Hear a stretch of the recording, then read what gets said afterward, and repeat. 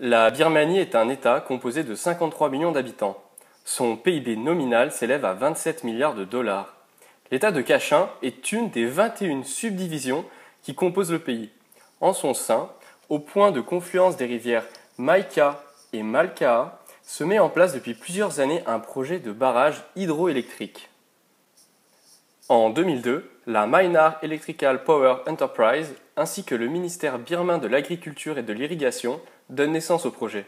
La société japonaise Kansei Electric Power Company construit alors une petite station météorologique afin d'étudier la faisabilité du projet. En février 2004, des sous-traitants de l'entreprise China Power Investment étudient le site envisagé pour le barrage. En décembre, le ministère birman de l'électricité et China Power Investment Corporation signent un mémorandum pour un barrage de 3600 MW à Millstone et un de 2000 MW à Chibwe. Asia World Company était également représenté à la cérémonie. Les travaux du barrage débutent en 2007 par l'entreprise China Power Investment et le gouvernement birman. Ce projet regroupe 8 barrages dont la production totale est estimée à 13 360 MW. Le plus imposant des barrages, celui qui suscite le plus de protestations, est en cours de construction juste en aval de la confluence à Millstone, environ 42 km au nord de Mitikina, la capitale de l'État de Cachin.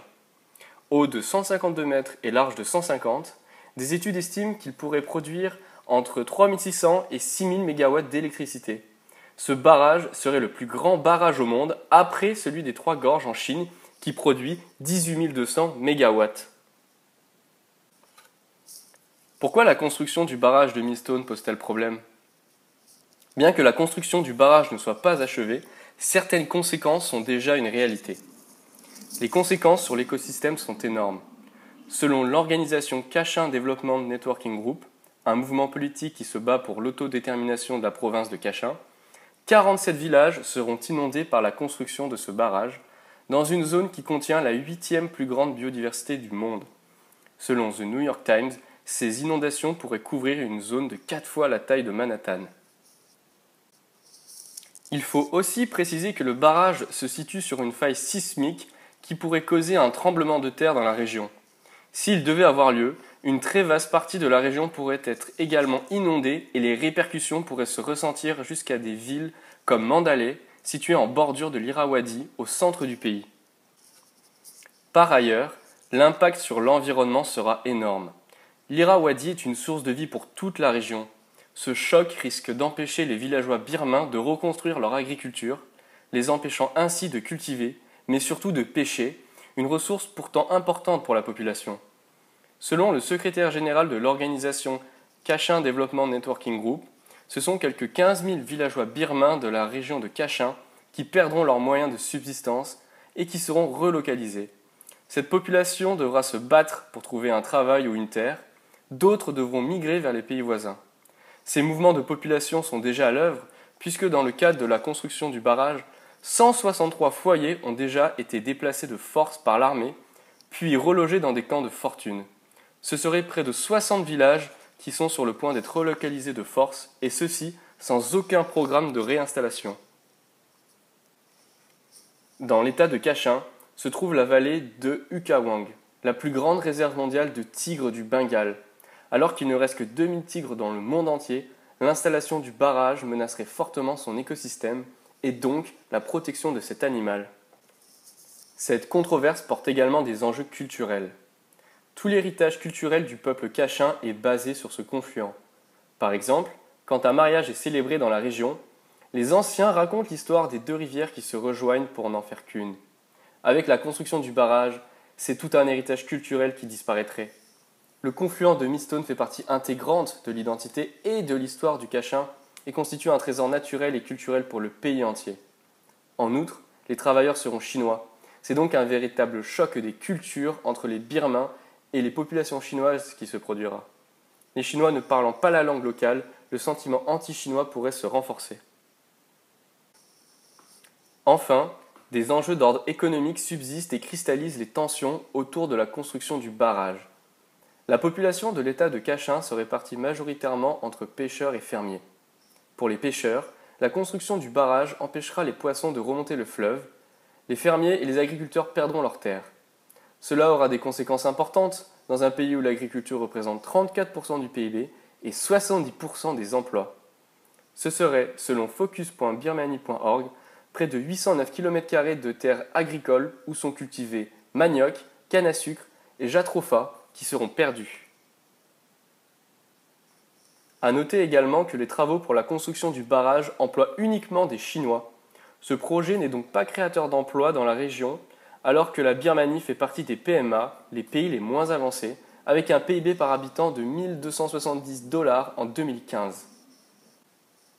Enfin, parmi les 29 400 kWh produits par le barrage par an, 90% de l'électricité sera destinée à la Chine, ce qui ne profitera pas aux Birmans ni aux habitants de l'État de Kachin.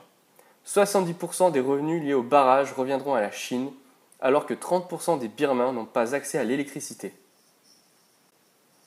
Toutes ces conséquences déjà entamées entraînent des manifestations et une certaine opposition a commencé à s'installer. Quand la polémique a-t-elle commencé à enfler ? Depuis 2007, les Kachins protestent en vain pour l'abandon du projet. Ni le gouvernement chinois ni le gouvernement birman ne leur portent attention. En 2009, un rapport confidentiel évalue l'impact environnemental du projet. Financé par la Cour pénale internationale et établi par une équipe de scientifiques birmans et chinois, il recommande l'abandon du projet. Pourtant, ce rapport est resté secret jusqu'à ce qu'il soit divulgué à des militants et à la presse en 2011. C'est alors que le public prend conscience de l'urgence de protéger le fleuve. La polémique commence alors à monter. Comment les contestations s'organisent face au barrage ? En février 2004, les villageois de Tangpré ont envoyé une lettre aux principales organisations de l'État de Kachin. Des séismes récents, comme celui du 20 août 2008 près de la frontière sino-birmane, d'une magnitude de 5,3 sur l'échelle de Richter, ont incité Nolar, coordinateur du Kachin Development Networking Group, à demander à la junte de reconsidérer ses projets. En mai 2007, 12 représentants de l'État de Kachin ont envoyé une lettre au général Tansue et au ministère de l'Électricité pour demander que le projet soit retardé. En décembre, le Burma River Network a envoyé une lettre au gouvernement chinois pour demander que les compagnies chinoises opérant en Birmanie effectuent des études d'impact environnemental et social, publient leurs informations et intègrent les communautés concernées dans leur processus de décision. Aucune de ces lettres n'a reçu de réponse. Le 5 février 2010, la Kachin National Organization a protesté contre la construction du barrage devant les ambassades de Birmanie, au Royaume-Uni, au Japon, en Australie et aux États-Unis. La poursuite des travaux a provoqué la colère de milliers d'habitants déplacés de force dans des zones sans ressources et l'armée de Kachin pour l'indépendance a repris les combats en juin 2011, après 17 ans de cessez-le-feu. Dans une lettre adressée le 26 septembre au secrétaire général de l'ONU, les indépendantistes kachins ont demandé l'intervention de la communauté internationale. Cependant, l'opposition au barrage se généralise dans la région et mobilise les opposants politiques dont Aung San Suu Kyi, qui a publié un manifeste « Sauver l'Irrawaddy ». Ainsi, pourquoi ne pas arrêter la construction du barrage face à ces manifestations qui deviennent de plus en plus importantes ?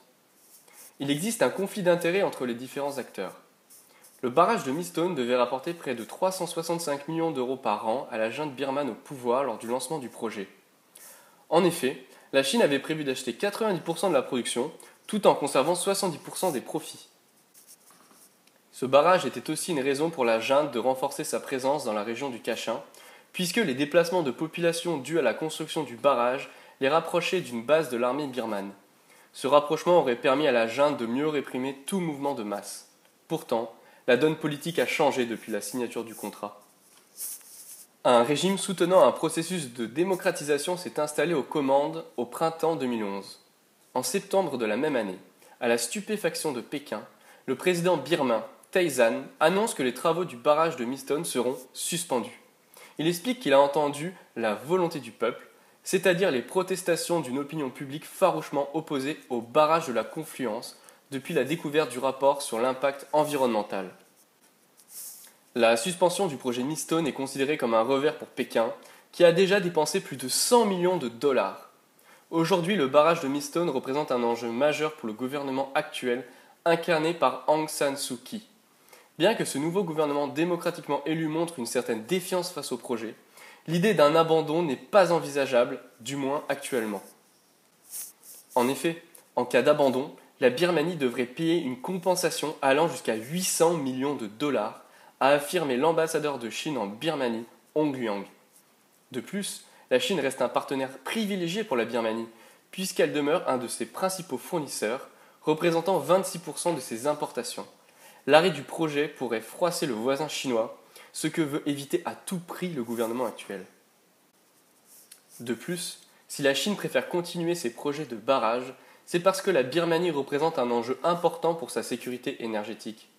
L'Empire du Milieu entend contourner les risques liés au contrôle du détroit de Malacca, route empruntée par ces pétroliers venant du Moyen-Orient. La Birmanie se trouve au carrefour de 3 régions économiquement dynamiques. Le sous-continent indien, à l'ouest, par le voisinage de l'Inde et du Bangladesh, l'Asie du Sud-Est, par la Thaïlande et le Laos, et l'Asie du Nord-Est, au nord, par la Chine. Elle est donc située entre Inde et Chine, les deux grandes puissances émergentes de l'Asie. La présence de la Chine en Birmanie est notable. Les entreprises chinoises construisent 25 barrages sur l'Irrawaddy, le Salween et la Sitang pour faire de la Birmanie une dynamo pour la Chine. Mais la Chine n'est pas seule aujourd'hui à s'intéresser à la Birmanie. The Hindu, journal indien, notait qu'il s'agit de la route cruciale du grand corridor Bangladesh, Chine, Inde, Birmanie. New Delhi redoute, poursuit ce journal, que le renforcement de la Chine ait des conséquences pour sa sécurité nationale et ses intérêts dans ses eaux.